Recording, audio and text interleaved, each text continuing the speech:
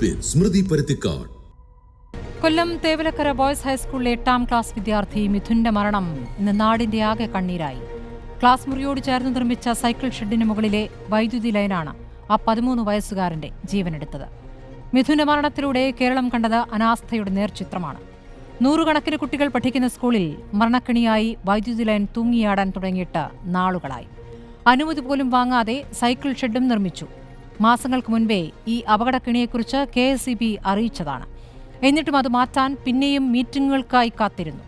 വകുപ്പിന്റെ വീഴ്ചയെന്ന് പരസ്യമായി സമ്മതിക്കുന്നുണ്ട് മന്ത്രി. വൈദ്യുതി ലൈൻ സുരക്ഷിതമായി മാറ്റിസ്ഥാപിക്കാൻ കൃത്യമായി ഇടപെടാത്ത സ്കൂളിനും പറ്റിയത് വലിയ വീഴ്ചയാണ്. എന്നിട്ടും കുട്ടികളെ പഴിചാരുകയാണ് ജില്ലയിൽ നിന്ന് തന്നെയുള്ള ഒരു മന്ത്രി. മലപ്പുറത്തുമുണ്ടായി ഇന്നൊരു മരണം. അത് പൊട്ടിവീണ വൈദ്യുതി കമ്പിൽ നിന്ന് ഷോക്കേറ്റാണ്. യഥാർത്ഥത്തിൽ ഷോക്കേറ്റ് കിടക്കുന്നത് ഇവിടത്തെ സിസ്റ്റത്തിനാണ്. ആരോഗ്യവകുപ്പിന്റെ വീഴ്ചയെക്കുറിച്ച് ഒരു ഉദ്യോഗസ്ഥൻ തുറന്നു പറഞ്ഞപ്പോൾ സിസ്റ്റത്തിൽ വീഴ്ചയുണ്ടായെന്ന് തുറന്നു സമ്മതിച്ചത് ആരോഗ്യമന്ത്രിയാണ്. ഇന്നും അനാസ്ഥയിൽ ജീവനുകൾ നഷ്ടപ്പെടുമ്പോൾ വീഴ്ചയുണ്ടായെന്ന് മന്ത്രിമാർ സമ്മതിക്കുമ്പോൾ ഈ മരണങ്ങളുടെ ഉത്തരവാദിത്തം ഈ സിസ്റ്റത്തിന് തന്നെയാണോ? സിസ്റ്റം കൊന്നു എന്നതാണ് ചോദ്യം.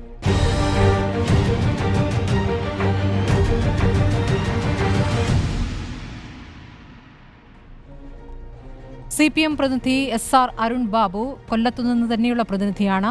ഉല്ലാസ് കോവൂർ RSPയുടെ പ്രതിനിധി. V രതീഷ് ശാസ്താംകോട്ട ബ്ലോക്ക് പഞ്ചായത്ത് അംഗമാണ്. രഘുനാഥ് മരിച്ച കുട്ടിയുടെ അയൽവാസിയാണ്. ഇത്രയും പേരാണ് ചർച്ചയിലുള്ളത്. ആദ്യം ഞാൻ CPIM പ്രതിനിധി SR അരുൺ ബാബുവിലേക്കാണ്. അരുൺ ബാബു, മിഥുന്റെ മരണത്തിന് ആരാണ് ഉത്തരവാദി?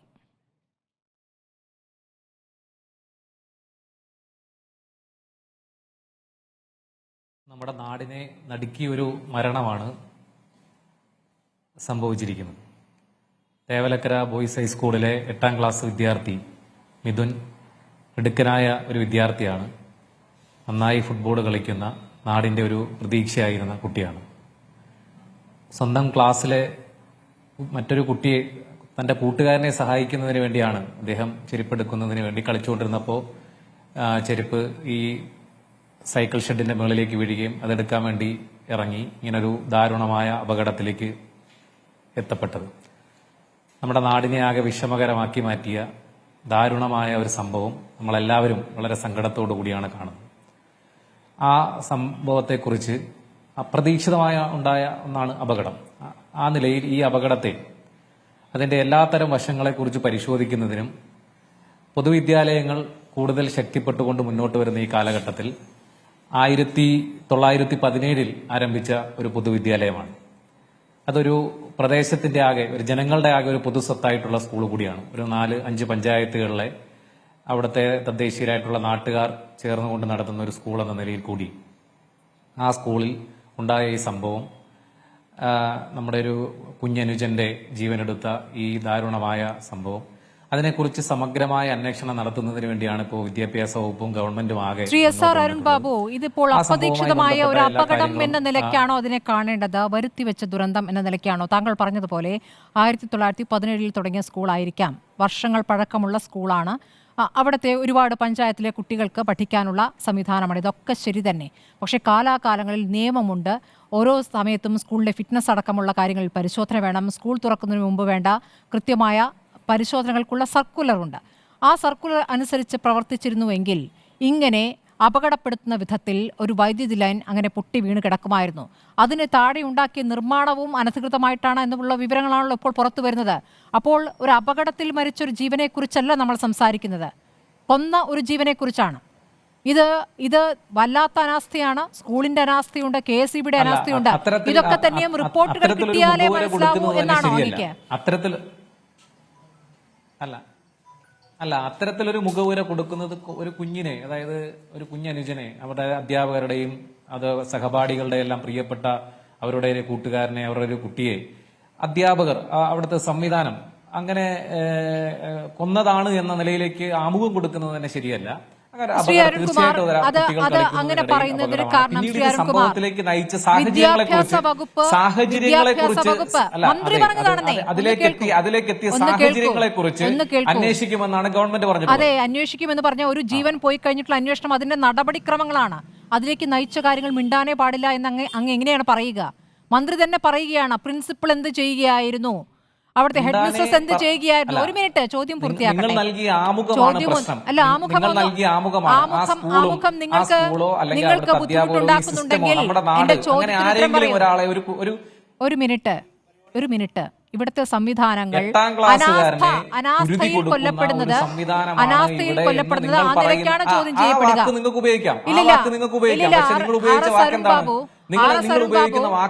അരുൺ ബാബു, സംവിധാനങ്ങൾ കൃത്യമായി പ്രവർത്തിക്കുന്നില്ലെങ്കിൽ ഒരു പാവപ്പെട്ട വീട്ടിലെ കുട്ടി മരിച്ചോട്ടെ എന്ന രൂപത്തിലേക്ക് പാവപ്പെട്ട കുട്ടികളാണല്ലോ അവിടെ പഠിക്കാൻ വരുന്നത്, അല്ലേ?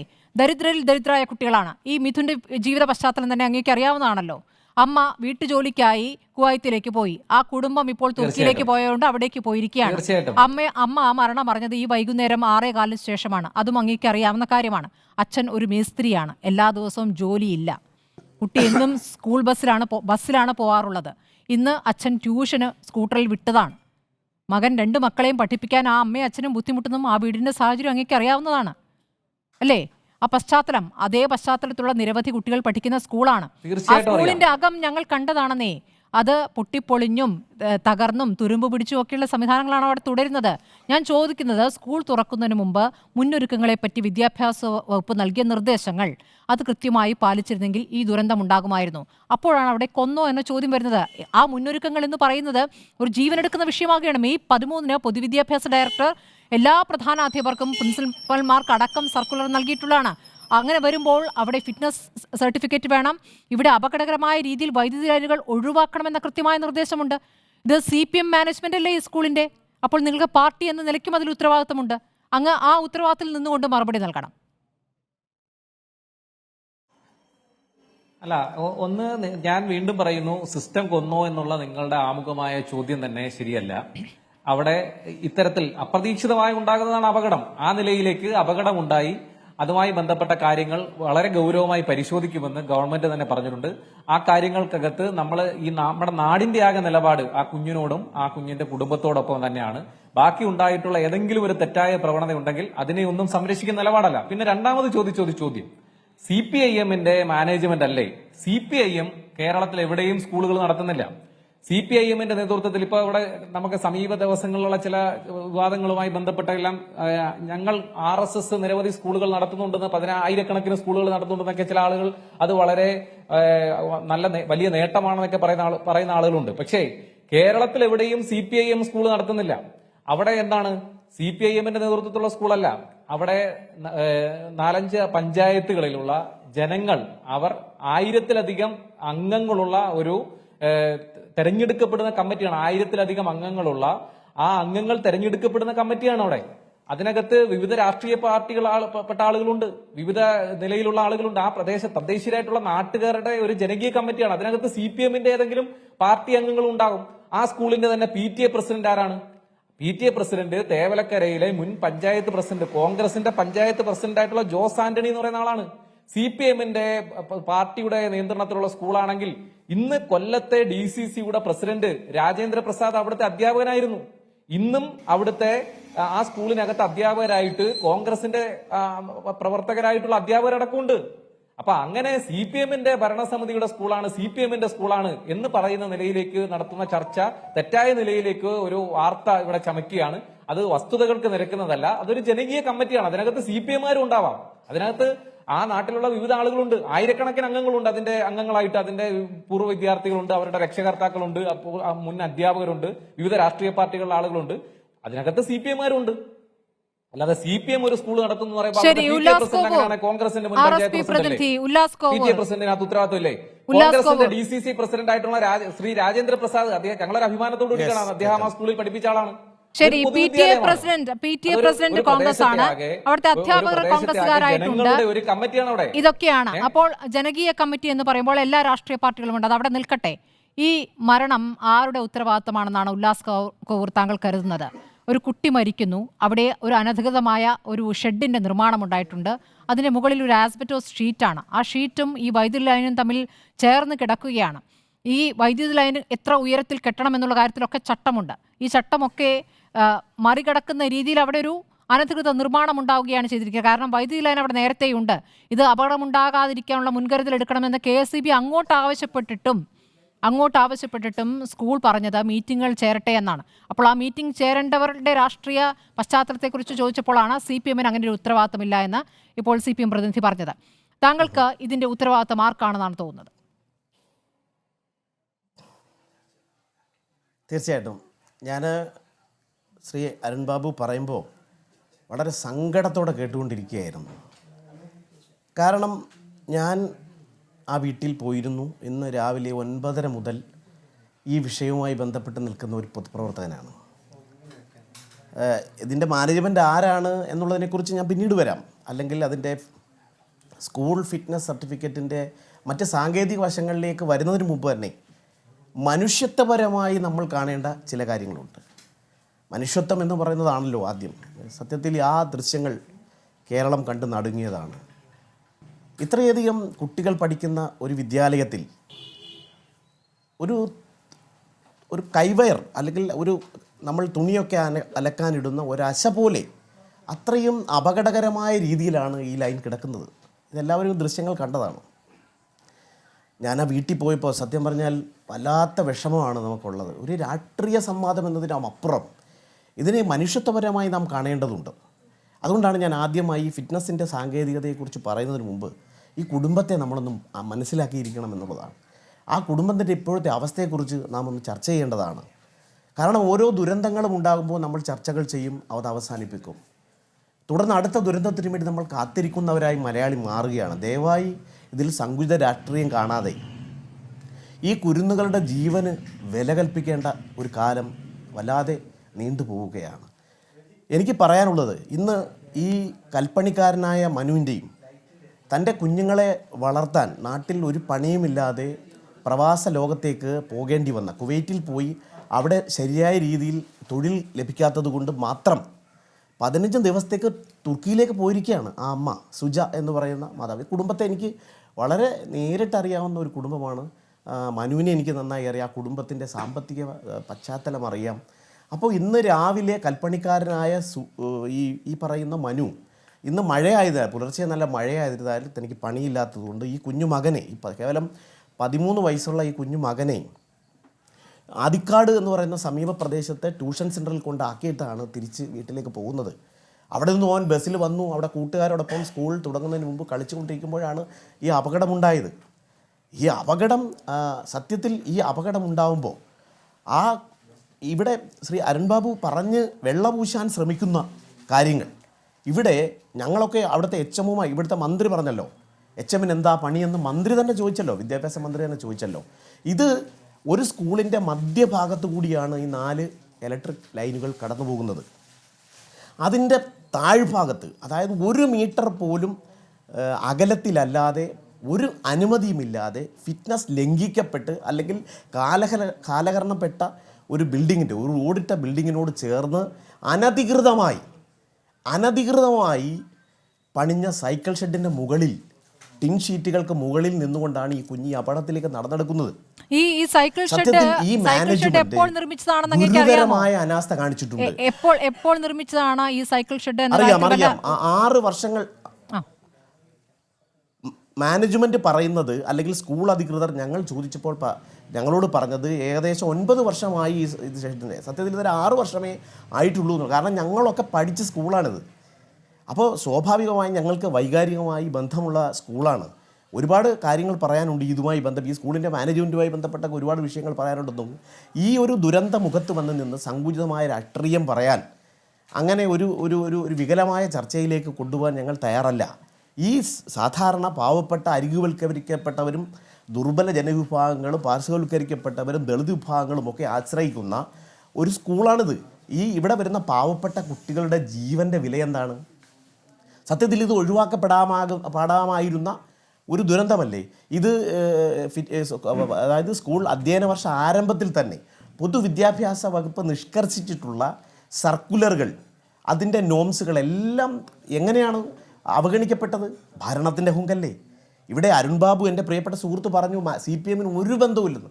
ഇങ്ങനെ വന്നിന് അരുൺ ബാബുവിനെ പോലുള്ളവർ പച്ചക്കള്ളം വന്ന് ചാനൽ 4ൽ വന്നത് വിളിച്ച് പറയാൻ ഒരു സാമാന്യ ബോധത്തിലെങ്കിലും പറയണ്ടേ? CPMൻ്റെ മൈനാപ്പിളി ലോക്കൽ കമ്മിറ്റി കിഴക്ക് സെക്രട്ടറിയാണ് ഇവിടുത്തെ മാനേജർ. അതുപോലെ തന്നെ ഇതിൻ്റെ മുഴുവൻ ഭരണസമിതി അംഗങ്ങളും കമ്മ്യൂണിസ്റ്റ് മാർക്സിസ്റ്റ് പാർട്ടിയുടെ പ്രദേശത്തെ അറിയപ്പെടുന്ന നേതാക്കൾ. ഇവിടെ പി രാജേന്ദ്ര പ്രസാദ് സാർ ഇവിടെ പഠിപ്പിച്ചിരുന്നു. അതവരൊക്കെ അധ്യാപകരായിരുന്നു. അവിടെ ഈ പറയപ്പെടുന്ന അധ്യാപകരായിട്ടുള്ള പല ആളുകളും എയ്ഡഡ് സ്കൂളുകളിൽ സ്വാഭാവികമായും അധ്യാപകരായി കടന്നു വരും. ശ്രീ പി രാജേന്ദ്ര പ്രസാദ് സാറിൻ്റെ അപ്പൂപ്പൻ, എൻ്റെ അറിവ് ശരിയാണെങ്കിൽ ശ്രീ ഗോവിന്ദൻ ചാന്നാൻ എന്ന് പറയുന്ന പഴയ ഒരു വിദ്യാഭ്യാസ പ്രവർത്തകൻ, നാരായണ ഗുരുദേവൻ്റെ ദർശനങ്ങളെ ആകൃഷ്ടരായി സ്ഥാപിക്കപ്പെട്ട ശ്രീ കുമ്പളത്ത് ശങ്കുപിള്ള പോലെയുള്ള അവരുടെ ഒക്കെ അനുഗ്രഹാശിസുകളോടെ തുടങ്ങിയ ഒരു വിദ്യാഭ്യാസ സ്ഥാപനമാണ് ഇത്. പിന്നീട് CPM കമ്മിറ്റി പിടിച്ചെടുക്കുകയായിരുന്നു.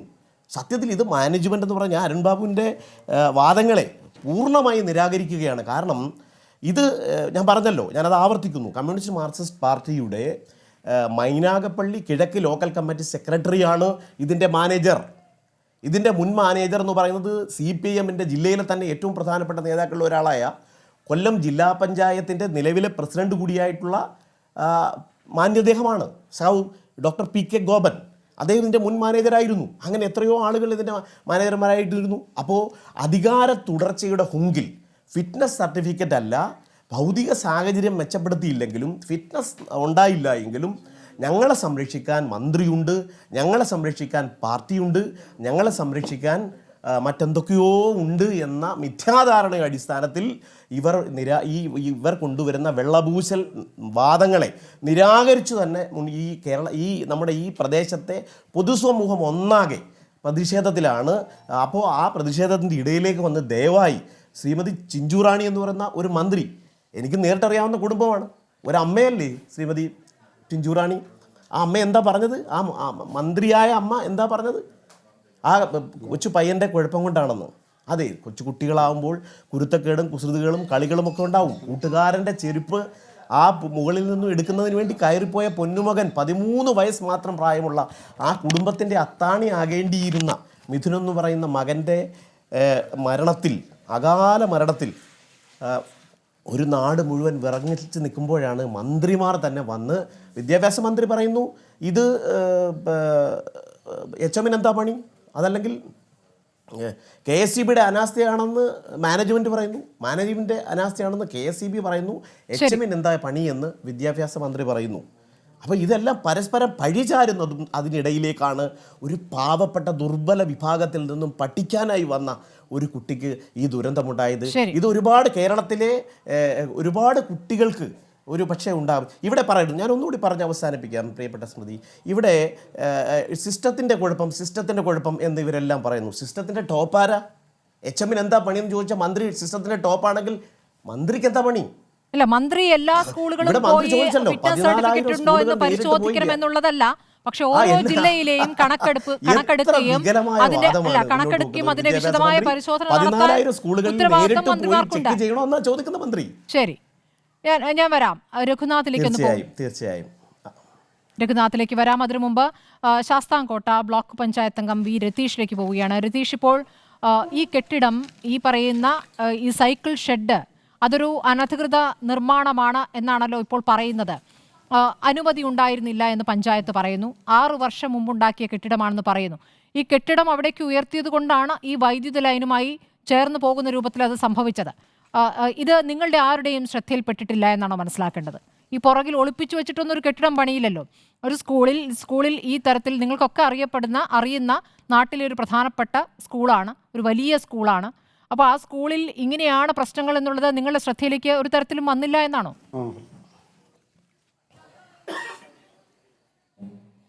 ഇത് അതിദാരുണമായ ഒരു സംഭവമാണ്. രാവിലെ ഒരു നാടകം ഞെട്ടലോടെയാണ് ഈ സംഭവം കേട്ടത്. ഈ കുട്ടി താമസിക്കുന്നത് പടിഞ്ഞാറേക്കലയുടെ ഗ്രാമപഞ്ചായത്തിലാണ്. ഈ സ്കൂൾ നിൽക്കുന്നത് തേവലക്കര എന്ന് പറയുന്നത് മൈനാഗപ്പള്ളി പഞ്ചായത്താണ്. അവിടുത്തെ പഞ്ചായത്ത് പ്രസിഡന്റും ഒക്കെ ഇത് ശ്രദ്ധിച്ചിട്ടുണ്ടാവും എന്നാണ് ഞാൻ മനസ്സിലാക്കുന്നത്. ഈ കുട്ടിയെ സംബന്ധിച്ച് വളരെ സാധാരണപ്പെട്ട ഒരു കുടുംബത്തിൽ, സാധാരണപ്പെട്ട ഒരു പാവം പിടിച്ച, നേരത്തെ സൂചിപ്പിച്ചതുപോലെ പാവം പിടിച്ച ഒരു കുടുംബത്തിൽ ജനിച്ച് വളർന്ന ഒരു കുട്ടിയാണ്. ആ കുട്ടിയെ സംബന്ധിച്ച് മിടുക്കനായ ഒരു കുട്ടിയാണ്. അദ്ദേഹം നല്ലൊരു കളിക്കാരൻ കൂടിയാണ്. അതുമാത്രമല്ല, സമൂഹവുമായിട്ട് നല്ല ബന്ധം സ്ഥാപിക്കുന്ന ഒരു കുട്ടിയായിരുന്നു. എല്ലാവർക്കും വളരെ സ്നേഹത്തോടെ സൗമ്യ സ്വഭാവമുള്ള ഒരു കുട്ടിയാണ് ഈ നാടിനാകെ നഷ്ടമായത്. വീഴ്ചകൾ എന്തെങ്കിലും ഉണ്ടെങ്കിൽ ആ വീഴ്ചകൾ വന്നിട്ടുണ്ടെങ്കിൽ അത് പരിശോധിക്കേണ്ടതാണ്. ഇപ്പോൾ ആ രാഷ്ട്രീയപരമായി ആ ഒരു ചർച്ചയിലേക്ക് കാണണം എന്നല്ല.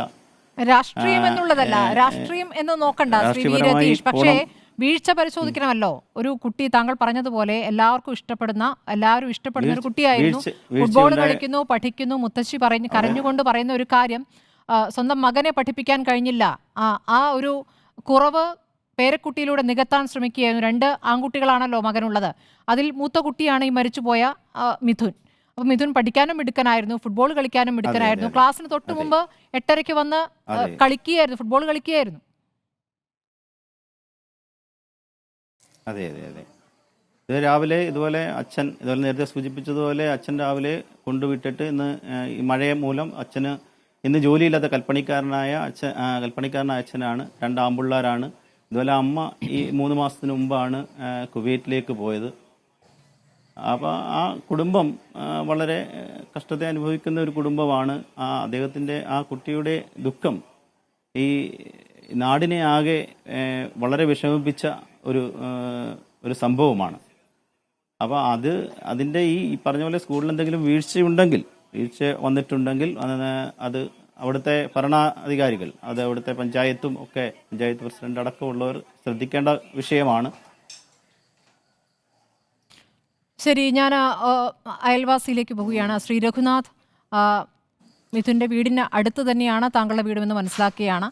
അയൽവാസികൾക്കൊക്കെ പ്രിയപ്പെട്ട കുട്ടിയായിരുന്നു മിഥുൻ എന്ന് പറഞ്ഞു കേൾക്കുന്നു.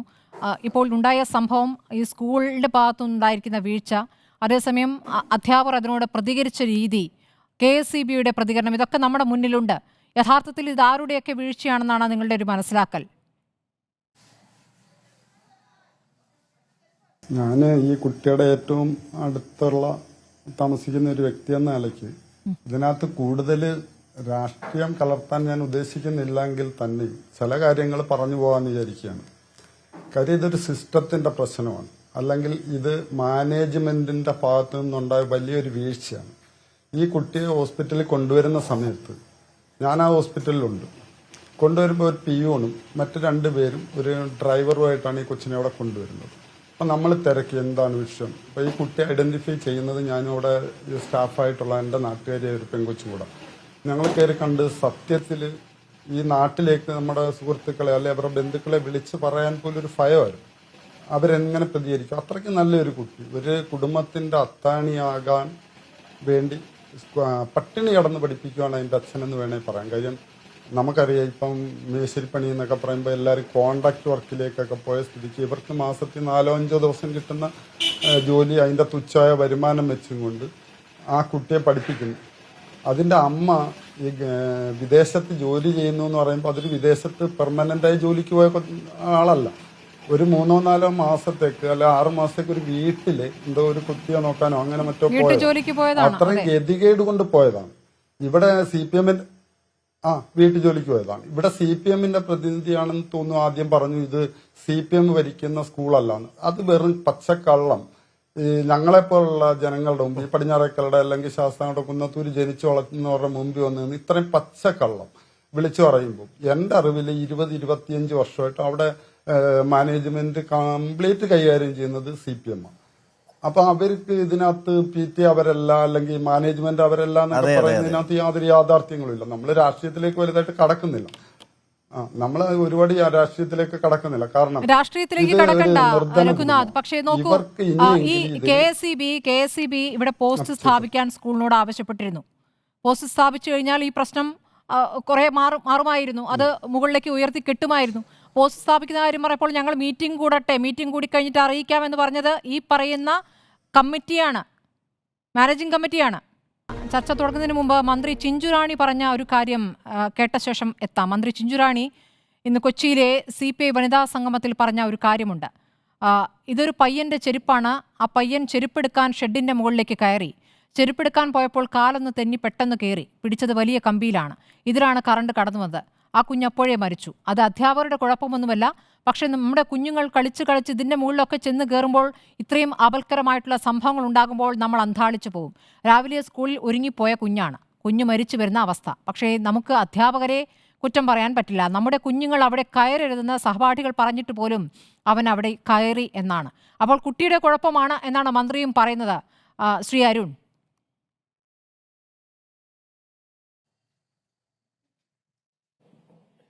ഒരിക്കലും കുട്ടിയുടെ കുഴപ്പമല്ല. നമ്മളെല്ലാവരും സ്കൂൾ ജീവിതം നമുക്കറിയാം. നമ്മൾ പരസ്പരം സ്നേഹത്തിന്റെയും സഹവർത്തിത്വത്തിന്റെയും പങ്കിടലിന്റെയും ഒരു കാലമാണ്. അപ്പോൾ നമ്മളിവിടെ പറഞ്ഞതുപോലെ നമ്മുടെ ഒരു മിടുക്കനായ കുട്ടി, നന്നായി ഫുട്ബോൾ കളിക്കുന്ന, കൂട്ടുകാരോട് നന്നായി ഇടപഴകുന്ന ഒരു നാടിന്റെ പ്രിയപ്പെട്ടവനായിരുന്നു. അപ്പോൾ ആ നിലയിൽ തന്റെ കൂട്ടുകാരന്റെ ചെരുപ്പ് വീണപ്പോൾ അതവൻ ഇറങ്ങി എടുത്തു കൊടുക്കുകയാണ്. അത്രമാത്രം സ്നേഹമുള്ള ഒരു സഹജീവി സ്നേഹമുള്ള സൗഹൃദങ്ങൾക്ക് അത്രമാത്രം പ്രാധാന്യം കൽപ്പിക്കുന്ന ഒരു കുട്ടിയാണ്. അപ്പോൾ ആ കുട്ടിക്കുണ്ടായ ഈ ദുരന്തത്തെ നമ്മൾ ആ ഒരു ദുഃഖകരമായ ആ കാര്യത്തെ ആ നിലയിൽ തന്നെ കാണണം. എല്ലാവരാലും ഇഷ്ടപ്പെടുന്ന സ്നേഹിക്കുന്ന ഒരു കുട്ടിയായിരുന്നു. അപ്പോൾ അവനുണ്ടായ ദുരന്തം നമ്മുടെ നാടിന്റെ ആകെ ഒരു ദുഃഖകരമായ സാഹചര്യമാണ്. അതിനെ ആ നിലയിൽ തന്നെയാണ് കാണേണ്ടത്. ശരി, ഞാൻ നേരത്തെ ഇപ്പോൾ അയൽവാസിയായ രഘു പ്രതികരിച്ചുകൊണ്ടിരിക്കുകയായിരുന്നു. ഞാൻ അദ്ദേഹത്തിലേക്ക് ഒരു പ്രാവശ്യം കൂടി പോവുകയാണ്. രഘുനാഥ്, ഇപ്പോൾ താങ്കൾ പറഞ്ഞുകൊണ്ടിരുന്ന ആ സ്കൂളിന്റെ വീഴ്ചയെക്കുറിച്ചാണ്. അവിടുത്തെ മാനേജ്മെന്റ് എങ്ങനെയാണ് പ്രതികരിക്കുന്നത് എന്നുള്ളത്. അവിടെ നേരത്തെ പറഞ്ഞ പോലെ KSEB ആവശ്യപ്പെട്ടിട്ടും അവിടെ ഒരു പോസ്റ്റ് സ്ഥാപിക്കാൻ തയ്യാറായില്ല. ഇപ്പോൾ അവിടെ ആ വൈദ്യുതി ലൈൻ ശരിയാക്കുന്ന നടപടികൾ തുടങ്ങി എന്നുള്ള വിവരമുണ്ട്. അപ്പോൾ ഇതൊക്കെ നേരത്തെ ചെയ്യാവുന്ന ഒരു കാര്യമായിരുന്നു. KSEB അങ്ങോട്ട് ആവശ്യപ്പെട്ടും സ്കൂൾ അധികൃതർ അതിലൊരു തിടുക്കം കാട്ടിയില്ല എന്നത് എന്തിൻ്റെ സൂചനയായിട്ട് കാണണം? ഈ പറഞ്ഞതുപോലെ പാവപ്പെട്ട കുട്ടികൾ പഠിക്കുന്ന സ്കൂളാണ്. അപ്പോൾ ഇത്രയൊക്കെ വേഗം മതി എന്ന തോന്നലുണ്ടോ അതിന് പിന്നിൽ? അല്ല, ഇത് നിസ്സാരവൽക്കരിക്കുക എന്നുള്ളത് ഈ സർക്കാർ പറഞ്ഞോളൂ.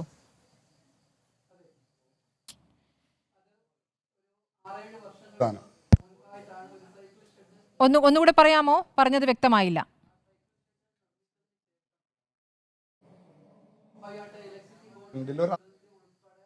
ലക്ഷങ്ങൾ കോടികളുടെ തുകയാണ് പറയുന്നത്. ഈ ഇലക്ട്രിക് ലൈൻ ഒന്ന് മാറ്റി കൊടുത്താൽ കുട്ടികളുടെ ജീവൻ സംരക്ഷിക്കാൻ ഈ സർക്കാരിന് കഴിഞ്ഞില്ല എന്ന് പറയുമ്പോൾ അത് ഏറ്റവും വലിയ വീഴ്ചയല്ലേ. പിന്നെ ശിവൻകുട്ടി സാർ തന്നെ, നമ്മുടെ ബഹുമാനപ്പെട്ട വിദ്യാഭ്യാസ വകുപ്പ് മന്ത്രി പറഞ്ഞൊരു വാചകമുണ്ട്. കേരളത്തിലെ സ്കൂളുകളെല്ലാം പഞ്ചനക്ഷത്ര ഹോട്ടൽ പോലായി. അതുകൊണ്ട് ഈ പഠിച്ചിറങ്ങിപ്പോയ പ്രായമുള്ള 40 വയസ്സുള്ള അച്ഛന്മാരൊക്കെ ഇപ്പൊ സ്കൂളിലേക്ക് പഠിക്കാൻ പോകാൻ ആഗ്രഹിക്കുകയാണ് എന്നൊക്കെ പറയുന്ന ഒരു മന്ത്രിയുടെ നാട്ടിൽ ഇത്തരം നിസാരമായി ചെയ്തു തീർക്കാൻ പറ്റുന്ന, എന്ന് വെച്ചാൽ ഒരു 10,000 രൂപയിൽ താഴെ ചെലവാക്കിയാൽ തീർക്കാവുന്ന ഒരു വർക്ക് ചെയ്യാതിരുന്നിട്ട് ഇതിനൊരു കുട്ടിയുടെ ജീവൻ മാത്രമല്ല, ഒരു കുടുംബത്തിന്റെ മൊത്തം പ്രതീക്ഷ നഷ്ടപ്പെടുത്തിയിട്ട് വേണോ ഇതൊക്കെ ഇവർക്ക് ചെയ്യാൻ? മന്ത്രി ശിവൻകുട്ടി വാ തുറന്നു കഴിഞ്ഞാൽ പറയുന്നത് ഇവിടെ എല്ലാം ഹൈടെക് ആയി, പഞ്ചനക്ഷത്ര ഹോട്ടലിന് തുല്യമാണ് നമ്മുടെ സ്കൂളുകൾ. ഇങ്ങനൊക്കെ പറയുന്ന ഈ നാട്ടിൽ നമുക്ക് ചെയ്യാൻ പറ്റുന്ന ചില സംവിധാനങ്ങളില്ലേ? സ്വാഭാവികമായിട്ട് ചെയ്യാൻ പറ്റുന്ന ചില സംവിധാനങ്ങളുണ്ട്. നമ്മൾ ഇതിനകത്ത് ആദ്യം തന്നെ ഞാൻ പറഞ്ഞു, ഇതിനകത്ത് ഞാൻ രാഷ്ട്രീയം പറയില്ലാന്ന്. പക്ഷെ ഇതിനകത്തുള്ള ഒരു വിഷയം, നമ്മുടെ ഒരു കുട്ടി നഷ്ടപ്പെടുമ്പോൾ നമ്മൾ അതിനകത്ത് ആ രീതിയിൽ ചിലപ്പോൾ പ്രതികരിക്കേണ്ടി വരും. തിരിച്ച് അവിടെ നിന്നും കൊണ്ട് ആരെങ്കിലുമൊക്കെ രാഷ്ട്രീയം പറയുമ്പോൾ നമുക്കും ആ രീതിയിൽ പ്രതികരിക്കേണ്ടി വരും. രാഷ്ട്രീയപരമായിട്ട് ആരും ഇതിനകത്ത് സംസാരിക്കാതിരുന്ന നമ്മളെ കുട്ടിയുടെ ഇന്നത്തെ അവസ്ഥയെപ്പറ്റി മാത്രം പറഞ്ഞു നിൽക്കുമായിരുന്നു. പക്ഷെ ഇതൊരു വലിയ വീഴ്ചയാണെന്ന് തന്നെ പറയേണ്ടി വരും. ഭരിക്കുന്നവർക്കുള്ള ഉത്തരവാദിത്തത്തെക്കുറിച്ചാണ് ഇപ്പോൾ അദ്ദേഹം വിശദീകരിച്ചത്. അദ്ദേഹം ഓർമ്മിപ്പിച്ചത് ഉല്ലാസ് കോവൂർ, ഇതിൽ കാലാകാലങ്ങളിൽ ഭരണം മാറി വരുന്നുണ്ട്. ഇതിപ്പോൾ 9 വർഷമായി ഇടതുപക്ഷം ഭരിച്ചുകൊണ്ടിരിക്കുന്നു എന്നുള്ളതാണ്. 5 വർഷം മുമ്പ് വയനാട്ടിൽ ഒരു പെൺകുട്ടി പാമ്പ് കടിയേറ്റ് മരിച്ചത് ഓർക്കുന്നുണ്ടല്ലോ, ക്ലാസ് മുറിയിൽ വെച്ച്. അന്ന് തന്നെ അതിന്മേലൊരു പരിശോധന വേണം, സ്കൂളുകളുടെ അകത്തെ പരിശോധന വേണം, ഒരു ഓഡിറ്റിംഗ് നടത്തണം എന്നൊരു ആവശ്യം അന്ന് രാഹുൽ ഗാന്ധി MP ആണ് മുന്നോട്ട് വെച്ചിരുന്നത്. 5 വർഷം മുമ്പത്തെ കാര്യമാണ്. അങ്ങനെ ഒരു ഓഡിറ്റിംഗ് സ്കൂളുകൾ കേന്ദ്രീകരിച്ച്, സ്കൂൾ മുറികൾ കേന്ദ്രീകരിച്ച്, സ്കൂൾ കെട്ടിടങ്ങൾ കേന്ദ്രീകരിച്ച് നടന്നിരുന്നെങ്കിൽ ഈ ദുരന്തം ഒഴിവാകുമായിരുന്നില്ല എന്നൊരു ചോദ്യം കൂടി ഉണ്ടല്ലോ. തീർച്ചയായും. അപ്പോൾ ഞാൻ ആമുഖമായി സൂചിപ്പിച്ചത് തന്നെ, ഫിറ്റ്നസ് ഇല്ലെങ്കിലും അനധികൃത നിർമ്മാണമുണ്ടെങ്കിലും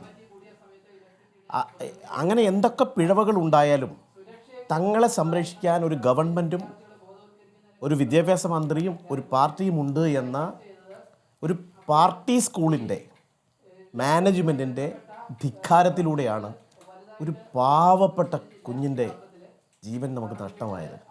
ഇതിനെ സങ്കുചിതമായി രാഷ്ട്രീയവൽക്കരിക്കുകയല്ല. ശ്രീ അരുൺ ബാബു ആമുഖമായി സൂചിപ്പിച്ചു, ഇത് പാർട്ടി മാനേജ്മെൻ്റ് അല്ല. അതുകൊണ്ടാണ് ഞാനത് സൂചിപ്പിച്ചത്.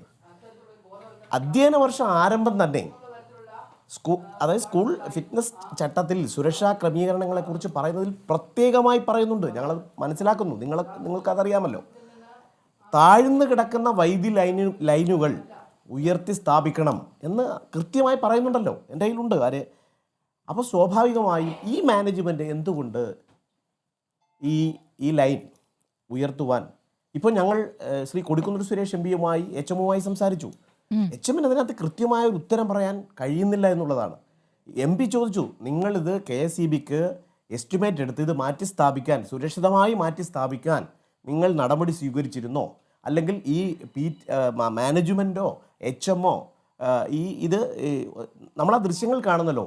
തേവലക്കര ബോയ്സ് ഹൈസ്കൂളിൻ്റെ മധ്യഭാഗത്തു കൂടിയാണ് ഈ 4 ലൈൻ ഒരുമിച്ച് ചേർത്ത് കോർത്ത് അതിൻ്റെ പോകുന്നത്. അതിൻ്റെ താഴെയാണ് ഈ അനധികൃത നിർമ്മാണം ഒരു സൈക്കിൾ ഷെഡിൻ്റെ രൂപത്തിൽ, അതും ടിൻ ഷീറ്റ് സ്ക്വയർ ട്യൂബുകൾ ഉപയോഗിച്ച് അനധികൃതമായി നിർമ്മിച്ചിരിക്കുകയാണ്. അതിൻ്റെ മുകളിലേക്കാണ് ഈ കുഞ്ഞ് നടന്നു വരുന്നത്. അപ്പോൾ സ്വാഭാവികമായി ഈ സ്കൂളിൻ്റെ നടത്തിപ്പിൽ ഗുരുതരമായ വീഴ്ച ഉണ്ടായിട്ടുണ്ടെന്നുള്ളത് പകൽ പോലെ വ്യക്തമാണ്. അത് ഇടതുപക്ഷ സഹയാത്രികരായിട്ടുള്ള പൊതുപ്രവർത്തകർ പോലും ഇന്ന് നേരിട്ട് വന്ന് കണ്ട് ബോധ്യപ്പെട്ട് ഞങ്ങളോട് പറഞ്ഞിട്ടുള്ളതാണ്. പിന്നെ ഇവിടുത്തെ ഒരു MLA, ശ്രീ MLA ഇന്ന് വൈകിട്ട് അദ്ദേഹത്തിൻ്റെ അയൽപ്പക്കത്തുള്ള അദ്ദേഹവും ഞാനുമൊക്കെ പഠിച്ച ഒരു സ്കൂളാണ്, ഞങ്ങളുടെ പൂർവ്വ വിദ്യാലയമാണ്. അദ്ദേഹത്തിൻ്റെ വീട് 200 മീറ്റർ പോലും അകലെയല്ല. പക്ഷെ അദ്ദേഹം സ്ഥലത്തില്ലായിരുന്നു എന്നാണ് പറയുന്നത്. അദ്ദേഹം ജില്ലയിലില്ലായിരുന്നു. അതേ സ്മൃതി, അത് ഞാൻ അതിലേക്ക് വരാം. അദ്ദേഹം 6:40 9:30 ഈ അപകടം നടന്ന് ഞങ്ങളെല്ലാം ഉൾപ്പെടെ നാട് മുഴുവൻ വിറങ്ങലിച്ച് നിൽക്കുമ്പോൾ MLA 6:40 കഴിയുമ്പോഴാണ് വരുന്നത്. അദ്ദേഹം വന്നിട്ട് ഈ മാനേജ്മെൻറ്റിനെ വെള്ളപൂശാനാണ് ശ്രമിക്കുന്നത്. അതെന്ത് നീതികേടാണ്? ഈ നാട്ടിലെ ഒരു പാവപ്പെട്ട ഒരു ദുർബല വിഭാഗത്തിൽ നിന്ന് വരുന്ന ഒരു കുഞ്ഞിൻ്റെ ജീവനെ മാനേജ്മെൻറ്റിൻ്റെ വീഴ്ച, ഗുരുതരമായ അനാസ്ഥ, KSEBയുടെ അനാസ്ഥ, ഈ അനാസ്ഥയെ വെള്ളപൂശുവാനാണോ ഈ MLA ഇന്ന് രാവിലെ മുതൽ ഇവിടെ ഈ പരിസരത്ത് എങ്ങുമില്ലാതിരുന്നിട്ട് ഈ വൈകുന്നേരം സന്ധ്യാസമയത്ത് വന്ന് പറയുകയാണ് ഇത് ആരുടെയും വീഴ്ചയല്ല, ഈ മാനേജ്മെൻറ്റിനെ വെള്ളപൂശാൻ ശ്രമിക്കുക വഴി ഇതിൻ്റെ മാനേജ്മെൻറ്റിൻ്റെ പ്രീതി പിടിച്ചു പറ്റാൻ ശ്രമിക്കുകയല്ലേ ഇവിടുത്തെ MLA ചെയ്തത്? ആ MLAക്കെതിരെയല്ലേ KSU പ്രതിഷേധവുമായി രംഗത്ത് വന്നത്? അപ്പോൾ ഇത് സംഘടിതമായി ഇത്തരം അപകടങ്ങൾ ഉണ്ടാകുമ്പോൾ സംഘടിതമായി കള്ളത്തരങ്ങൾ, കള്ളപ്രചാരവേലകൾ നടത്തി വെള്ളപൂശി സത്യത്തിനെ മറച്ചു വെക്കാനുള്ള ആസൂത്രിതമായ ഒരു ശ്രമമാണ്. അത് നമ്മൾ കോട്ടയത്ത് കണ്ടു, വയനാട്ടിൽ പാമ്പ് കടിയേറ്റപ്പോൾ കണ്ടു, ഇപ്പോൾ സമീപകാലങ്ങളിൽ നടന്നു. ഇപ്പോൾ ഏറ്റവും രസകരമായ ശ്രമം, കമ്മ്യൂണിസ്റ്റ് മാർക്സിസ്റ്റ് പാർട്ടിയുടെ സംസ്ഥാന കമ്മിറ്റി സെക്രട്ടറി AKG സെൻറ്ററിൽ പത്രസമ്മേളനം വിളിച്ചിട്ട് പറയുകയാണ്, കമ്മ്യൂണിസ്റ്റ് മാർക്സിസ്റ്റ് പാർട്ടിക്ക് ഈ മാനേജ്മെൻറ്റുമായി ഒരു ബന്ധവുമില്ല. DYFIയുടെ പ്രാമാണികനായ നേതാവ് എൻ്റെ സുഹൃത്ത് ശ്രീ അരുൺ ബാബു വന്ന് ഈ റിപ്പോർട്ടറിൻ്റെ ഫ്ലോറിൽ വന്ന് പറയുകയാണ്, കമ്മ്യൂണിസ്റ്റ് മാർക്സിസ്റ്റ് പാർട്ടിക്ക് ഈ ഭരണകക്ഷിക്ക് ഈ മാനേജ്മെൻറ്റുമായി ഒരു എന്ന് പറഞ്ഞാൽ വിദ്യാഭ്യാസ വകുപ്പിന് അനാസ്ഥയില്ലേ? KSEBിനകത്ത് അനാസ്ഥയില്ലേ? മാനേജ്മെൻറ്റിന് ഭരണസമിതിക്കിനകത്ത് അനാസ്ഥയില്ലേ? ഈ അനാസ്ഥകളെ വെള്ളപൂശുവാനാണ് ഈ കമ്മ്യൂണിസ്റ്റ് മാർക്സിസ്റ്റ് പാർട്ടിയുടെ സംസ്ഥാന സെക്രട്ടറിയും ഇവിടുത്തെ MLAയും ഈ DYFIയുടെ നേതാവ് അടക്കമുള്ള ആളുകൾ ഈ പാവപ്പെട്ട ഒരു കുഞ്ഞിൻ്റെ സങ്കടം കൊണ്ട് സത്യം പറഞ്ഞാൽ വിറങ്ങലിച്ചു പോയൊരു നിമിഷമാണ്. ചോർന്നൊലിക്കുന്ന ഒരു കൂര, ഒരു ദളിത് വിഭാഗത്തിൽ നിന്ന് വരുന്ന ഒരു പാവപ്പെട്ട കുടുംബത്തിൻ്റെ അത്താണിയാകേണ്ടിയിരുന്ന ഒരു പാവപ്പെട്ട കുഞ്ഞു മകൻ്റെ ജീവൻ പന്താടിയിട്ട് പിന്നെ വന്നിങ്ങനെ വെള്ള പൂശുമ്പോൾ നമ്മൾ എന്താണ് സ്മൃതി നമ്മളതിനെക്കുറിച്ച് പറയേണ്ടത്? ഇവിടെ മറ്റൊരു കാര്യം, ഇവിടെ ശ്രീമതി ചിഞ്ചുറാണിയുടെ പ്രതികരണം അതിൽ കൂടി പ്രതികരിച്ച ശേഷം ഞാൻ അരുണിലേക്ക് പോകും. ശ്രീമതി ചിഞ്ചുറാണി കൊല്ലത്തു നിന്നുള്ള മന്ത്രിയാണ്. ഈ കൊല്ലത്തിൻ്റെ മന്ത്രി ഇത് കൃത്യമായി വിവരങ്ങൾ ആരായാതെ ഈ ഗുരുതരമായ അനാസ്ഥ ഉണ്ട് എന്ന് പരിശോധിക്കാതെ എന്ത് മോശമായിട്ടാണ് ആ കുടുംബത്തെ വിറങ്ങലിച്ചിരിക്കുന്ന ആ കുടുംബത്തെയല്ലേ അവഹേളിച്ചത്? ഒരു സിസ്റ്റത്തിൻ്റെ ഹെഡ് ആണെന്ന് പറയുമ്പോൾ ഞാൻ ആമുഖമായി സൂചിപ്പിച്ചു, സിസ്റ്റത്തിൻ്റെ ഹെഡിന് എന്താ ഇവിടെ പണി? സിസ്റ്റത്തിന് ഫെയിലുവർ ആണെന്ന് പറയുന്നു. എല്ലാ സിസ്റ്റവും എങ്ങനെയാണ് ഫെയിലുവർ ആവുന്നത്? വൈദ്യുതി വകുപ്പ് ഫെയിലുവർ, ആരോഗ്യവകുപ്പ് ഫെയിലുവർ, നമ്പർ 1 വിദ്യാഭ്യാസ മേഖല ഫെയിലുവർ, വിദ്യാഭ്യാസ മേഖല സിസ്റ്റം ഫെയിലുവർ. ഫെയില്യൂർ അല്ലാത്ത എന്തെങ്കിലും ഉണ്ടോ ഇവിടെ? ശരി, ഈ എസ് ആർ നാട്ടിൽ എൻ ബാബു, ഈ പാവപ്പെട്ട എസ് ആർ എൻ ബാബു, വിദ്യാർത്ഥികൾ പഠിക്കുവാൻ ഇലക്ട്രിക്കൽ ആശ്രയിക്കുന്ന ഇത്തരം ഇൻസ്പെക്ടർ പള്ളിക്കൂടങ്ങളിലേക്ക് നൽകിയ- അവരുടെ ജീവൻ പന്താടിക്കൊണ്ട് വേണോ അതെ, സിസ്റ്റത്തിന്റെ ചീഫ് ഇലക്ട്രിക്കൽ ഇൻസ്പെക്ടർ സമർപ്പിച്ച റിപ്പോർട്ടിൽ KSEBക്ക് ഗുരുതരമായ വീഴ്ച സംഭവിച്ചുവെന്ന് കണ്ടെത്തിയിട്ടുണ്ട്. അതുകൊണ്ട് വൈദ്യുതി മന്ത്രി പറയുകയാണ് വീഴ്ചയുണ്ട്, 5 ലക്ഷം ആദ്യ തുക എന്ന നിലയ്ക്ക് നഷ്ടപരിഹാരം നിങ്ങൾക്ക് നൽകും എന്നുള്ളത്. അതേസമയം ഈ ലൈൻ അടിയിൽ ഒരു നിർമ്മാണം നടക്കുമ്പോൾ അതിൽ കൃത്യമായ അനുമതി വേണ്ടതുണ്ട്. ആ അനുമതി തേടിയിട്ടില്ല എന്നുള്ള കാര്യം വ്യക്തമാണ്. അപ്പോൾ ആ കാര്യത്തിൽ ആർക്കാണ് ഉത്തരവാദിത്തം?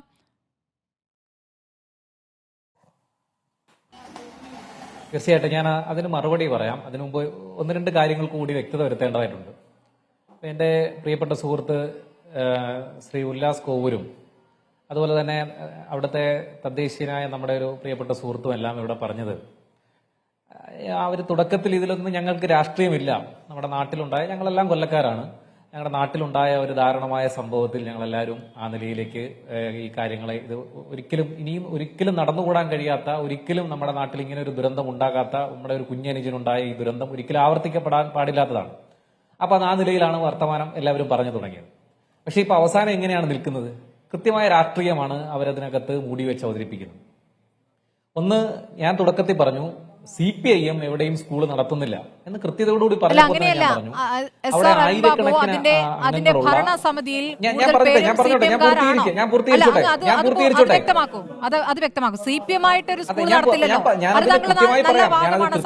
മൈനാഗപ്പള്ളി കിഴക്ക് ലോക്കൽ ആ മാനേജ്മെന്റിൽ ഭൂരിഭാഗവും CPM. ഞാൻ പറഞ്ഞോട്ടെ, ഞാൻ നിങ്ങൾ ആരും സംസാരിച്ചപ്പോ ഇടപെട്ടിട്ടില്ല. ഞാൻ പറഞ്ഞോട്ടെ, മുഴുവൻ ഭരണസമിതി അംഗങ്ങളും അദ്ദേഹം പറയട്ടെ. അരുൺ ബാബു അവിടെ ഒരു 1000-ലധികം അംഗങ്ങളുള്ള അവര് തെരഞ്ഞെടുക്കുന്നതിൽ CPM-ന്റെ ഭാഗമായിട്ടുള്ള ആളുകൾ ഉണ്ട് എന്ന് തന്നെയാണ് പറഞ്ഞത്, അല്ലാതെ ഇല്ല എന്നല്ല. എത്ര പേരുണ്ട് അങ്ങേക്ക്? എല്ലാം വ്യക്തമായ സ്ഥിതിക്ക് അങ്ങേക്ക് ആ എണ്ണം അറിയാമല്ലോ. എത്ര പേരുണ്ട് ഭരണസമിതിയിൽ CPM-കാരായി അങ്ങേക്ക് അറിയാമല്ലോ, പറഞ്ഞോളൂ. അതുമായി ബന്ധപ്പെട്ട് അത് പരിശോധിക്കേണ്ടതാണ്. CPM-ന്റെ ഭാഗത്തുള്ള ആളുകൾ ഇല്ല എന്ന് ഞാൻ പറഞ്ഞിട്ടില്ല. മാനേജറോ? CPM-ന്റെ ഭാഗമായിട്ടുള്ള അവരാണ് ഭൂരിപക്ഷം എന്ന് സമ്മതിക്കുന്നുണ്ടോ? ഞാൻ പറഞ്ഞു. അല്ല, ഭൂരിപക്ഷം അവരാണ് സമ്മതിക്കുന്നുണ്ടോ?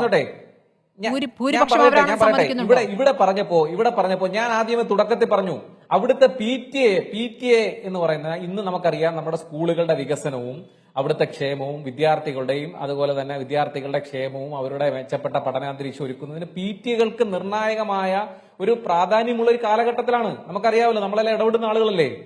PTA-യുടെ പ്രസിഡന്റ് കോൺഗ്രസിന്റെ ആളാണ്, കോൺഗ്രസിന്റെ മുൻ പഞ്ചായത്ത് പ്രസിഡന്റാണ് പ്രിയപ്പെട്ട ഉല്ലാസ് കോവൂർ. ഈ നിമിഷം വരെ PTA ഇതിനകത്ത് എന്ത് സമീപനമാണ്? നിരന്തരം സ്കൂളുകളുടെ ദൈനംദിന കാര്യങ്ങൾക്കകത്ത് ഇടപെടണമെന്ന PTA എന്ത് നിലപാട് സ്വീകരിച്ചു? പോട്ടെ, മൈനാഗപ്പള്ളിയിലെയും തേവലക്കരയിലെയും പഞ്ചായത്ത് ഭരണസമിതികൾ UDF ആണ്. പ്രതിഷേധം പറഞ്ഞു.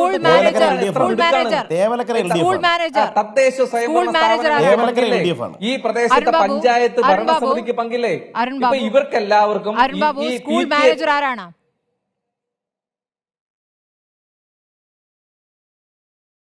ലോക്കൽ കമ്മിറ്റി സെക്രട്ടറിയാണ് സ്മൃതി.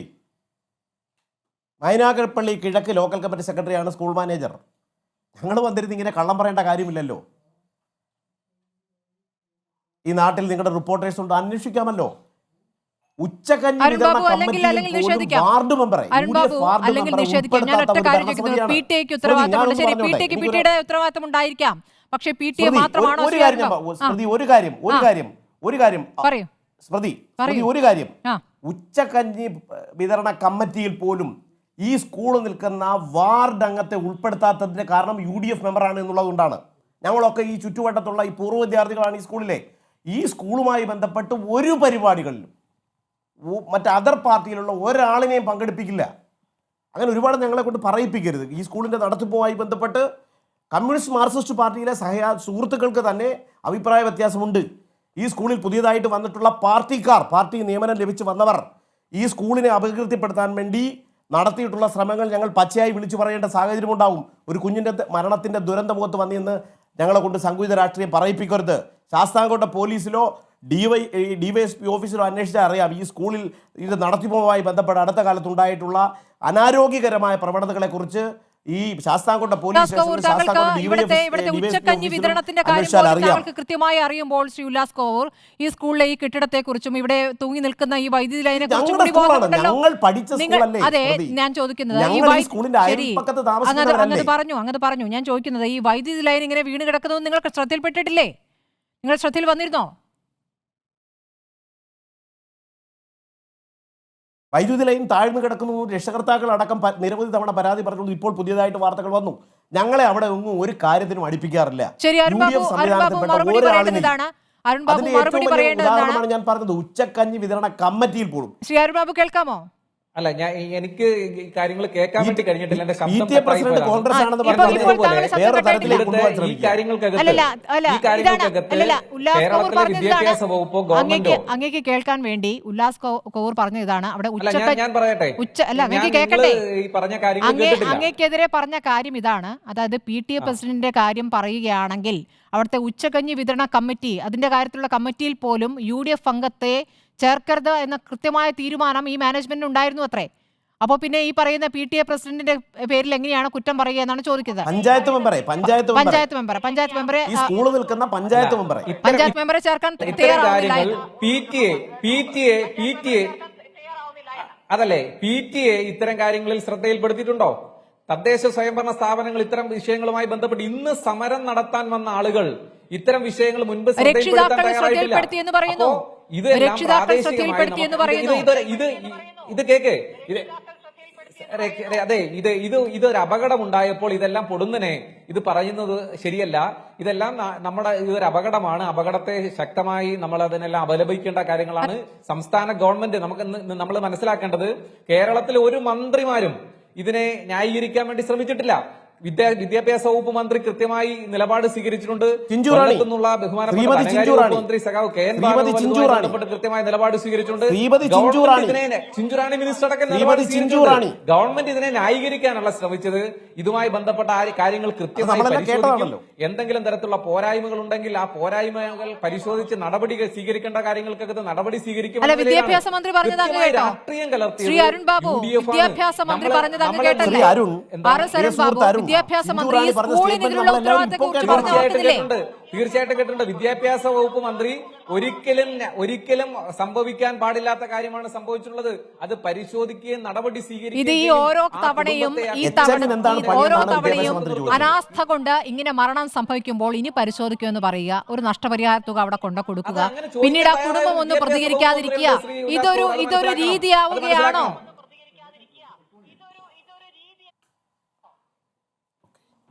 പ്രിയപ്പെട്ട സ്മൃതി, നിങ്ങൾ മനസ്സിലാക്കേണ്ടത് ഇതൊരു അപകടമാണ്.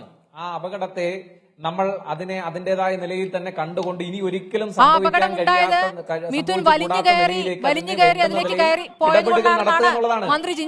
രാഷ്ട്രീയമായി കാണുമ്പോൾ നിങ്ങൾ മനസ്സിലാക്കേണ്ടത്, നിലമ്പൂർ തെരഞ്ഞെടുപ്പിന്റെ ഘട്ടത്തിൽ ഷോക്കേറ്റ് മരിച്ച ആളുടെ അന്ന് ഇവിടെ ഉണ്ടായ തെരഞ്ഞെടുപ്പ് സമയത്തെ കോലാഹലങ്ങൾ കണ്ടാണ്. തെരഞ്ഞെടുപ്പിന് ശേഷം എന്താണ് UDF പിന്നെ എടുത്തൊരു നിലപാട് എന്താണ്? കോട്ടയത്ത് ഇപ്പൊ UDFന്റെ നിലപാട് എന്താണ്? കോട്ടയം മെഡിക്കൽ കോളേജുമായി ബന്ധപ്പെട്ട് അതെല്ലാം 1-2 ദിവസക്കാലത്തേക്ക് തെരഞ്ഞെടുപ്പ് രാഷ്ട്രീയത്തിന് വേണ്ടി ഉപയോഗിക്കുന്ന നിലയിലേക്ക് ഒരു അതെ പറയുന്നത്. അത് ഇത്തരത്തിൽ അതായത് രാഷ്ട്രീയ പിന്നീട് കോൺഗ്രസ് എന്ത് നിലപാട് സ്വീകരിച്ച് അതിൽ വിട്ടില്ലേ? അപ്പൊ ഇത് ഇന്നത്തെ ഒരു ദിവസത്തെ മെഡിക്കൽ കോളേജുകളുടെ അനാസ്ഥയുമായി ബന്ധപ്പെട്ട് പ്രതിപക്ഷമായാലും ഇവിടുത്തെ മാധ്യമങ്ങളായാലും ആ കാര്യങ്ങൾ ചൂണ്ടിക്കാണിച്ചുകൊണ്ടിരിക്കുന്നുണ്ട്. ശ്രീ അരുൺ ബാബു, അതിൽ സിസ്റ്റത്തിന് പിഴവ് പറ്റിയെന്ന് മന്ത്രി തന്നെ പറയുകയും സിസ്റ്റത്തെ ശരിയാക്കാനുള്ള ശ്രമങ്ങൾ ഉണ്ടാകുമെന്ന് പറയുകയും ചെയ്തത് വീഴ്ചയിൽ നിന്ന് തിരുത്തുന്നു എന്നാണല്ലോ, വീഴ്ച ഉണ്ടായെന്ന് തന്നെയാണല്ലോ. ഒരു മരണത്തിന് ശേഷമുള്ള പ്രതികരണത്തിൽ ഈ രൂപത്തിലാണോ അതിനെ കാണേണ്ടത്?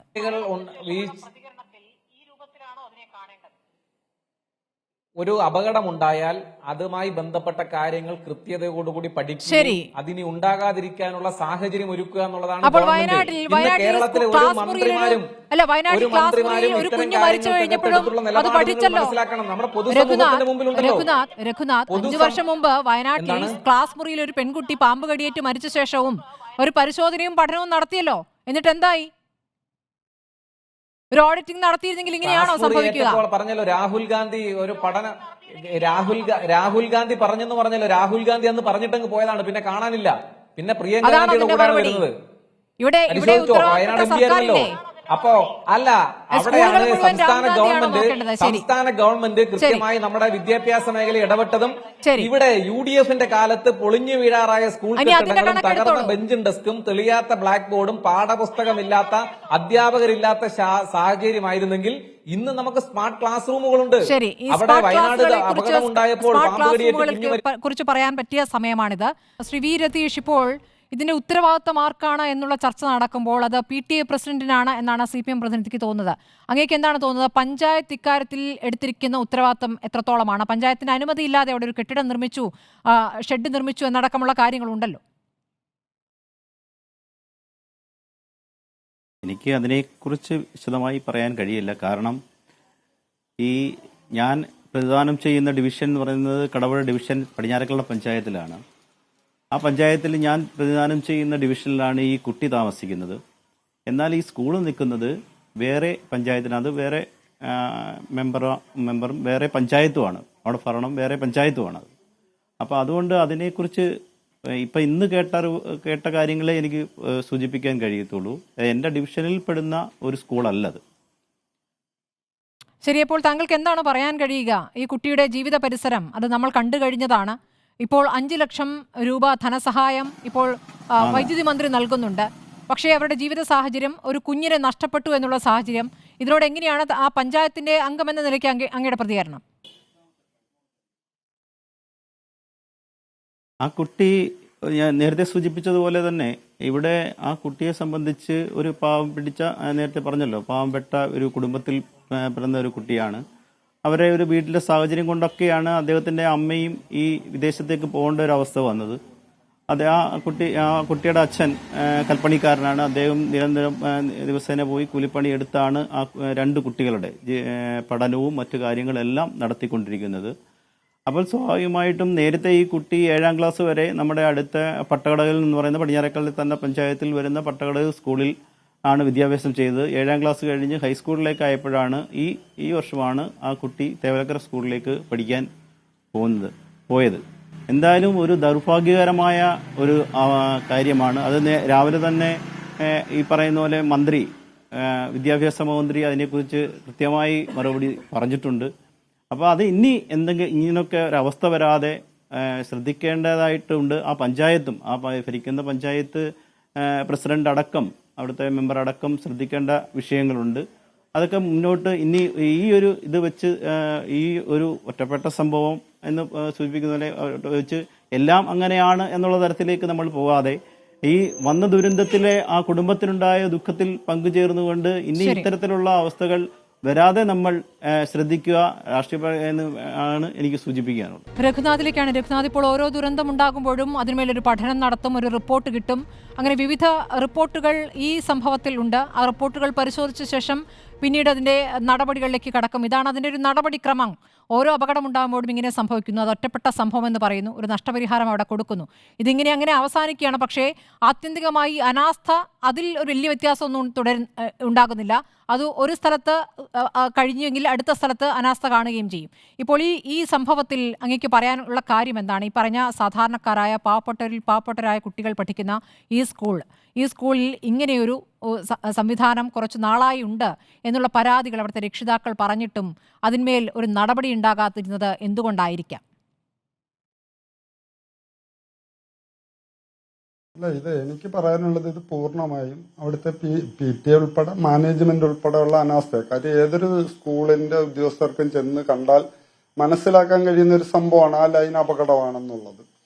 അതിന് പരിഹാരം കാണാൻ ഒരു കുഞ്ഞ് ജീവൻ തന്നെ ബലി കൊടുത്തതിന് ശേഷം മാത്രമേ അതിന് പരിഹാരം കാണാൻ പറ്റൂ. ഇനി ഞങ്ങൾ പഠിക്കും, ഇനി ഞങ്ങൾ അതിന് പരിഹാരം കാണുമെന്ന് പറയുന്നതിനകത്തൊന്നും വലിയ അർത്ഥങ്ങളില്ല. കാര്യം ഈ ഒറ്റപ്പെട്ട സംഭവങ്ങൾ നമ്മുടെ നാട്ടിൽ 100 നടക്കുന്നുണ്ട്. എത്ര സംഭവങ്ങൾ ഉണ്ടായാലും അതെല്ലാം ഒറ്റപ്പെട്ട സംഭവങ്ങളാണ്. എനിക്കൊരു അയൽവാസി എന്ന നിലയ്ക്ക് സ്മൃതിയോട് പറയാനുള്ളത്, ഇതിന്റെ അമ്മ അവരുടെ വീടിന്റെ കഷ്ടപ്പാട് കൊണ്ട് വിദേശത്ത് പോയതാണ്. ഈ മരണത്തോടുകൂടി ആ അമ്മ തിരിച്ചു വരികയാണെങ്കിൽ അവരുടെ ജോലി നഷ്ടപ്പെടും. കാര്യം അവരൊരു വീട്ടിലെ ജോലിക്ക് പോയതാണ്. അവർ തിരിച്ചു വന്നു കഴിഞ്ഞാൽ ഈ വീടിന്റെ അവസ്ഥ വളരെ ദയനീയമാവും. വെറും നാശമായിക്കൊണ്ടിരിക്കുന്ന ഒരു വീട്ടിലാണ് അവർ കഴിയുന്നത്. ആ വീടിന്റെ അവസ്ഥ അവരെങ്ങനെങ്കിലും വെളിയിൽ പോയി 6 മാസമെങ്കിൽ 6 മാസം, പിന്നെ എങ്ങനെങ്കിലും എക്സ്റ്റെൻഡ് ചെയ്ത് കിട്ടുവാന്ന് പിന്നെ ഒരു 6 മാസം ചെയ്ത് ഒരു ചെറിയ വീട് വെക്കാൻ വേണ്ടിയാണ് അവർ പോയത്. അതിനു വേണ്ടി വലിയ ക്വാളിഫിക്കേഷൻ ഒന്നും ഉള്ള ആളൊന്നുമല്ല, അത്ര വലിയ എഡ്യൂക്കേറ്റഡ് ആയിട്ടൊന്നും ഉള്ള ഒരു സാധാരണ വീട്ടിലെ ഒരു അമ്മയാണ്. അവര് പോയ ആ ഒരു ലക്ഷ്യത്തിലാണ്. ഇത് ഇങ്ങനെ ഒറ്റപ്പെട്ട സംഭവങ്ങളുടെ പേരിൽ ഇങ്ങനെയുള്ള കുഞ്ഞുങ്ങൾ നഷ്ടപ്പെടുമ്പോൾ ആ കുടുംബത്തിനുണ്ടാവുന്ന വേദന മാത്രമല്ല, ആ കുടുംബത്തെ നാളെ നിലനിർത്തേണ്ട ഒരു കുഞ്ഞാണത്. അപ്പൊ അതിനുള്ള പരിഹാരമാണ് അത് സർക്കാർ കാണേണ്ടത്. സ്കൂളിൽ ഇവരിപ്പോ എന്താ ലൈൻ അഴിച്ചു മാറ്റി, അല്ലെങ്കിൽ എന്റെ ഒരു സംശയം, ഒരു ഷീറ്റ് അടിച്ച ഒരു ബിൽഡിംഗ് അവിടെ പണിയുമ്പോൾ അതിന് ആദ്യം ചെയ്യേണ്ടത് പഞ്ചായത്തിന്റെ പെർമിഷൻ വേണം. അവിടെ പഞ്ചായത്ത് പറയുന്നു പെർമിഷൻ എടുത്തിട്ടില്ല, ഇവര് പറയുന്നു പെർമിഷൻ എടുത്തു. എങ്ങനെ അതിന് അനുവാദം കിട്ടി എന്നുള്ളത് ഒരു ഏറ്റവും വലിയ അത്ഭുതകരമായിട്ടിരിക്കുന്ന സംഭവം. പിന്നെ മാനേജ്മെന്റ് ഏതെങ്കിലും PTA പ്രസിഡന്റിന്റെ തലയിൽ ഇതൊക്കെ കെട്ടിവെച്ചിട്ട് വലിയ കാര്യമില്ല. എനിക്ക് പറയാനുള്ളത്, ഈ കുടുംബത്തെ സംരക്ഷിക്കാനുള്ള സംവിധാനം സർക്കാർ തലത്തിൽ എടുക്കണം. ഇതിനകത്ത് രാഷ്ട്രീയം കലർത്തി ഒരുപാട് ചർച്ച ചെയ്തുകൊണ്ട് പോയി വലുതായിട്ടൊന്നും പോയിട്ട് കാര്യമില്ല. കാര്യം ഇനിയും നമ്മുടെ സ്കൂളുകളിൽ ഒറ്റപ്പെട്ട സംഭവങ്ങൾ ഇങ്ങനെ ആവർത്തിച്ചുകൊണ്ടേ ഇരിക്കുക. ഞാനൊരു അയൽവാസി എന്ന നിലയ്ക്ക് എനിക്ക് പറയാനുള്ളത്, താങ്കൾ പറഞ്ഞതിൽ നല്ല വ്യക്തതയുമുണ്ട് ശ്രീ സംവിധാനത്തിലൊക്കെ. സാധാരണക്കാരന്റെ ശബ്ദമാണ്, ഉന്നയിച്ച കാര്യങ്ങൾ സർക്കാർ പരിശോധിക്കേണ്ട വിഷയങ്ങളുമാണ്. വളരെ നന്ദി SR അരുൺ ബാബു, ഉല്ലാസ് കോവൂർ, വി രതീഷ്, രഘുനാഥ് ചർച്ചയിൽ പങ്കെടുത്തതിന്.